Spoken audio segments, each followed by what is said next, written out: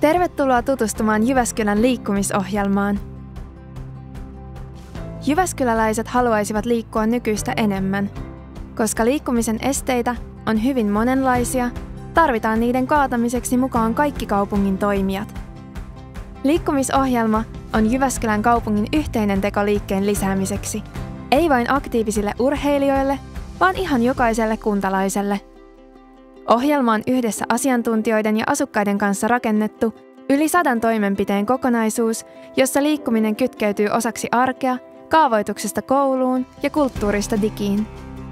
Sen tavoitteena on parantaa hyvinvointia tekemällä liikkumisesta helpompaa, houkuttelevampaa ja mielekkäämpää, iästä, taustasta tai taitotasosta riippumatta. Ohjelma lisää arkiaktiivisuutta yhteistyössä kaikilla tasoilla. Kaavoituksesta lähiliikuntapaikkoihin, koulupäivistä yritysyhteistyöhön. Ja mikä tärkeintä, asukkaat osallistuvat, ideoivat, kokeilevat, kehittävät. Myös kansainväliset verkostot vahvistavat tekemistämme. Jyväskylä haluaa olla Suomen liikkuvin kaupunki. Siksi liikumme yhdessä.